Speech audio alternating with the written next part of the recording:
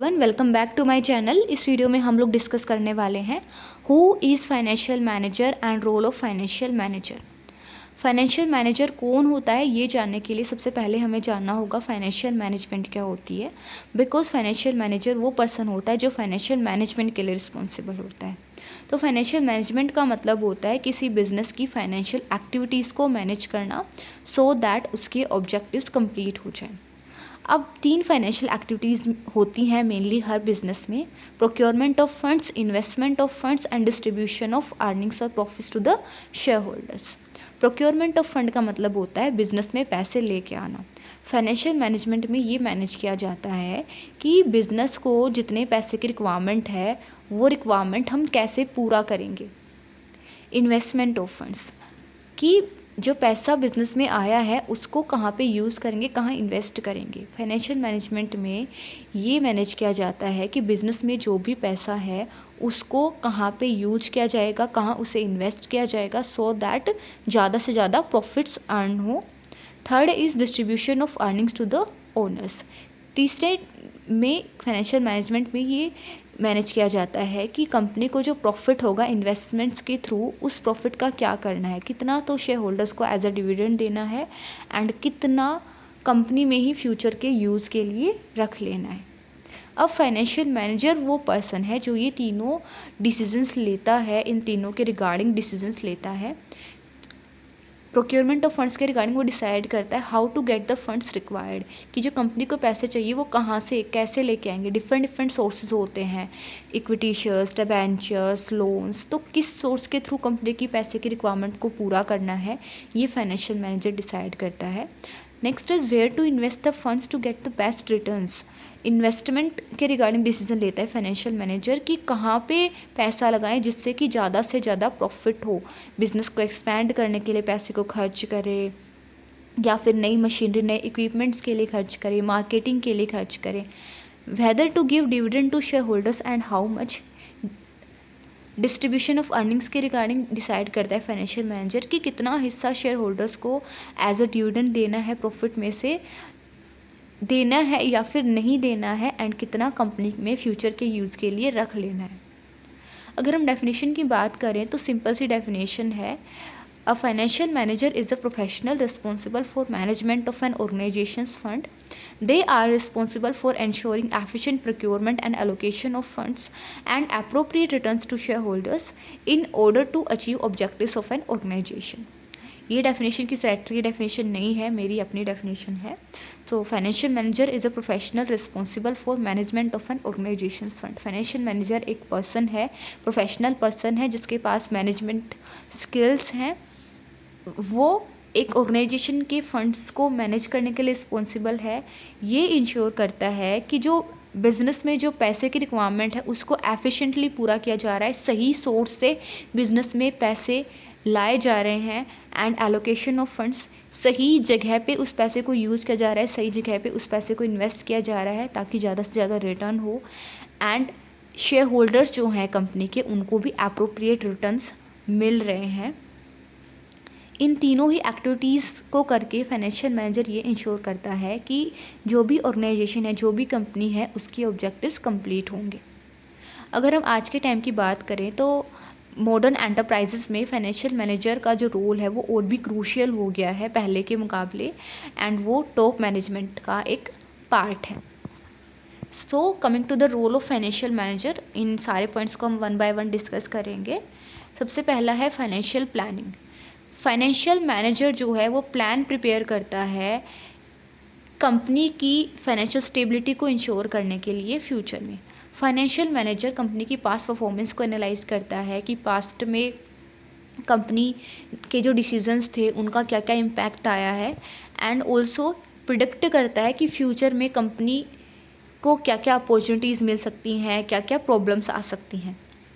Also financial manager ये decide करता है कि फ्यूचर में कंपनी को कितने पैसे चाहिएंगे, कितनी फंड्स की रिक्वायरमेंट होगी एंड उस रिक्वायरमेंट को कैसे कंप्लीट किया जा सकेगा।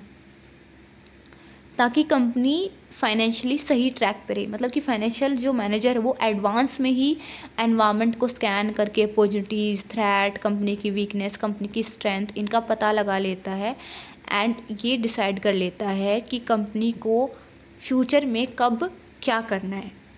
फाइनेंशियल डिसीजन, फाइनेंशियल मैनेजर ये डिसाइड करता है कि कंपनी को जो भी फंड्स की रिक्वायरमेंट है वो रिक्वायरमेंट हम कहाँ से पूरी करेंगे। देखिए different different sources of funds available होते हैं।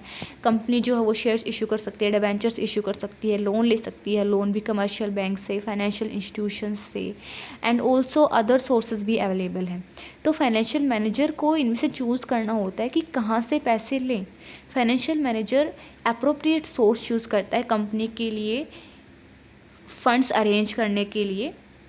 वो ऑप्शन चूज़ करता है जिससे कि कंपनी के ऊपर ना तो ज़्यादा डेट का बर्डन क्रिएट हो, ना ही कंपनी अपना जो कंट्रोल है वो लॉस करे एंड ना ही ज़्यादा रिस्क हो एंड ना ही ज़्यादा कॉस्ट इंक्रीज हो। तो इन सारे पॉइंट्स को ध्यान में रख के financial manager best source choose करता है फंड्स को रेंज करने के लिए। Next is investment decision. Financial manager ये डिसाइड करता है कि कंपनी के पास जो पैसे हैं उनको कहाँ पे स्पेंड करना है ताकि ज़्यादा से ज़्यादा प्रॉफिट अर्न हो सके। डिफरेंट डिफरेंट अपॉर्चुनिटीज़ अवेलेबल होती है, डिफरेंट डिफरेंट प्रोजेक्ट्स अवेलेबल होते हैं कंपनी के पास इन्वेस्टमेंट के लिए, बट कंपनी सारे प्रोजेक्ट्स में इन्वेस्ट नहीं कर सकती है। तो फाइनेंशियल मैनेजर उनमें से बेस्ट प्रोजेक्ट्स को चूज़ करता है जिनमें रिस्क कम है, रिटर्न ज़्यादा है, सो दैट कंपनी जो है वो लॉन्ग रन में प्रॉफिटेबल रहे। डिविडेंड डिसीजन, फाइनेंशियल मैनेजर ये डिसाइड करता है कि कंपनी को जो भी प्रॉफिट्स हुआ है इन्वेस्टमेंट के थ्रू, जो भी हमें फ़ायदा हुआ है, रिटर्न जनरेट हुआ है, उस रिटर्न को कहाँ पे यूज़ करना है। कितना हिस्सा तो शेयर होल्डर्स को एज अ डिविडेंड दे देना है एंड कितना कंपनी में ही रिटेन करना है कंपनी की फ्यूचर ग्रोथ के लिए। फाइनेंशियल मैनेजर ये इंश्योर करता है कि शेयर होल्डर्स भी सेटिस्फाइड रहें, उनको भी अप्रोप्रिएट उनका रिटर्न मिल जाए उनकी इन्वेस्टमेंट पे एंड ऑल्सो कंपनी के पास भी इनफ पैसा हो फ्यूचर में ग्रोथ के लिए, फ्यूचर इन्वेस्टमेंट्स के लिए। Managing cash, financial manager company के कैश को मैनेज करता है। मतलब कि ये मैनेज करता है कि कंपनी के पास टाइम पे पैसा हो अपने बिल्स को पे करने के लिए।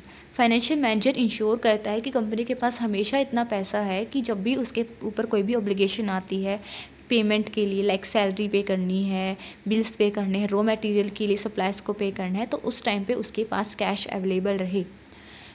एंड ऑल्सो अगर कंपनी के पास एक्सेस ऑफ कैश है तो उस कैश के थ्रू शॉर्ट टर्म इन्वेस्टमेंट कर देना, लाइक बैंक में करंट अकाउंट में इन्वेस्टमेंट कर देना, शॉर्ट टर्म जो सिक्योरिटीज़ हैं लाइक कमर्शियल पेपर्स वगैरह इनमें इन्वेस्टमेंट कर देना।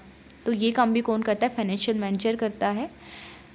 Managing company credit, financial manager company के क्रेडिट को मैनेज करता है। इसमें सबसे पहला पॉइंट ये है कि फाइनेंशियल मैनेजर वो टर्म्स एंड कंडीशन डिसाइड करता है जिन पे कंपनी अपने कस्टमर्स को क्रेडिट पे सामान सेल करेगी एंड ऑल्सो ये इंश्योर करता है कि कस्टमर्स से कंपनी को टाइमली पेमेंट मिल जाएगी। अब नेक्स्ट काम क्या है मैनेजिंग कंपनी क्रेडिट में कि फाइनेंशियल मैनेजर कंपनी की क्रेडिबिलिटी को इंश्योर करता है। फाइनेंशियल मैनेजर ये इंश्योर करता है कि कंपनी जो है अपने लोन्स को टाइम पे कर रही है ताकि उसका क्रेडिट स्कोर अच्छा हो जाए। देखिए हमें सबको पता ही होगा कि अगर हम बैंक्स वगैरह से कहीं से भी लोन लेते हैं तो अगर हम लोन को टाइमली पे कर रहे हैं, इंटरेस्ट को टाइमली पे कर रहे हैं, तो जो हमारा क्रेडिट स्कोर है बैंक वो इंक्रीज़ कर देता है और क्रेडिट स्कोर इंक्रीज़ होने की वजह से जब हम नेक्स्ट टाइम लोन के लिए जाते हैं तो लोन के अप्रूव होने के चांसेस बढ़ जाते हैं, प्लस जो इंटरेस्ट रेट है लोन के ऊपर वो भी कम चार्ज होती है, मतलब कि फेवरेबल टर्म्स में हमें लोन मिल सकता है। तो फाइनेंशियल मैनेजर ये इंश्योर करता है कि कंपनी का क्रेडिट स्कोर भी हाई हो ताकि फ्यूचर में जब उसे लोन चाहिए तो वो लोन मिल जाए एंड वो सही कंडीशंस पे मिल जाए। फाइनेंशियल कंट्रोल, फाइनेंशियल मैनेजर जो है वो फाइनेंशियल कंट्रोल भी करता है। मतलब कि वो ये इंश्योर करता है कि जो भी फाइनेंशियल प्लान्स हमने बनाए थे फ्यूचर के लिए कि कंपनी को कब कहाँ क्या करना है वो सही से फॉलो हो रहे हैं। जो भी परफॉर्मेंस के लिए स्टैंडर्ड्स फिक्स किए थे कि इतना रिटर्न चाहिए इन्वेस्टमेंट पे, वो रिटर्न आ रहा है एंड अगर कोई प्रॉब्लम है तो वो प्रॉब्लम पहले ही सोल्व हो जाए। Risk management, financial manager company को जो भी फाइनेंशियल प्रॉब्लम्स हैं, जो भी रिस्क हैं, उनसे प्रोटेक्ट करता है। फाइनेंशियल मैनेजर जो है वो पहले ही डिफरेंट रिस्क को आइडेंटिफाई कर लेता है कि फ्यूचर में मार्केट में ये चेंजेस आ सकते हैं, ये बैड इन्वेस्टमेंट के थ्रू कंपनी को इतना लॉस हो सकता है, ये क्रेडिटर जो है वो कंपनी के ऊपर कोई ऐसी अनफेवरेबल कंडीशन इम्पोज कर सकते हैं, इतने बैड डेट्स हो सकते हैं कि मतलब इतने जो हमारे डेटर्स हैं जिनसे हमें पैसा लेना है उनसे पेमेंट क्या पता ना आए। तो पहले से ही जो फाइनेंशियल मैनेजर है वो प्लान करके चलता है कि इन कंडीशंस से कैसे बाहर निकलना है, पहले से ही स्टेप्स लेके चलता है। फॉर एग्जांपल इंश्योरेंस करा सकता है, वो डाइवर्सिफाई कर सकता है इन्वेस्टमेंट को, मतलब कि जो फाइनेंशियल मैनेजर है वो ऐसा नहीं कि कंपनी के पैसे को एक ही जगह पे एक ही प्रोजेक्ट में इन्वेस्ट कर दे, वो डिफरेंट जगह पे पैसे को इन्वेस्ट करता है, लाइक डिफरेंट फाइनेंशियल सिक्योरिटीज़ में इन्वेस्ट करता है, सो दैट अगर एक इन्वेस्टमेंट के थ्रू हमें लॉस हो रहा है तो बाकी के इन्वेस्टमेंट से प्रॉफिट होके हम उस लॉस को सेट ऑफ कर सकें एंड बिजनेस फाइनेंशियली स्टेबल रहे, हेल्थी रहे। Coordination with auditors and tax consultants, financial manager जो ऑडिटर्स हैं, जो अकाउंट्स चेक करते हैं, उनके साथ काम करता है। ये इंश्योर करता है कि कंपनी की फाइनेंशियल स्टेटमेंट्स ट्रू हैं, रूल रेगुलेशन को फॉलो कर रही हैं। प्लस वो टैक्स कंसल्टेंट्स के साथ भी काम करता है, टैक्स एक्सपर्ट्स के साथ बात करके, कंसल्ट करके ये इंश्योर करता है कि कंपनी सही अमाउंट ऑफ टैक्स पे कर रही है, रूल रेगुलेशन के फॉलो कर रही है। प्लस में उनसे एडवाइस लेता है कि क्या क्या मेजर्स हम यूज़ कर सकते हैं टैक्स ऑब्लिगेशन को कम करने के लिए। टैक्स प्लानिंग नहीं, टैक्स इवेजन नहीं, टैक्स प्लानिंग, सही मेजर्स के थ्रू कंपनी की टैक्स ऑब्लिगेशंस को कम करना। Liaison with banks and financial institutions, financial manager जो है वो बैंक्स एंड फाइनेंशियल इंस्टीट्यूशंस के साथ अच्छे रिलेशनशिप मेंटेन करता है। ये इंश्योर करता है कि कंपनी को टाइम पे लोन मिल जाए एंड ऑल्सो कंपनी के अकाउंट्स को मैनेज करता है एंड जो भी फाइनेंशियल सिक्योरिटीज़ हैं उनके रिगार्डिंग डिस्कस करता है बैंक्स वगैरह से, फाइनेंशियल इंस्टीट्यूशंस वगैरह से। कंपनी के रिगार्डिंग फाइनेंशियल मैनेजर ये इंश्योर करता है कि कंपनी को जब भी फाइनेंशियल सपोर्ट की रिक्वायरमेंट है, पैसे की रिक्वायरमेंट है, किसी भी फाइनेंशियल हेल्प की रिक्वायरमेंट है, वो हेल्प उसे टाइम पे मिल जाए। तो इसलिए फाइनेंशियल मैनेजर अच्छी रिलेशनशिप मेंटेन करता है बैंक से, फाइनेंशियल इंस्टीट्यूशन से, जिनसे कि कंपनी की पैसे की रिक्वायरमेंट पूरी होती है। So thank you all, thank you for watching my video. If you like the video, don't forget to like, subscribe and comment on my channel.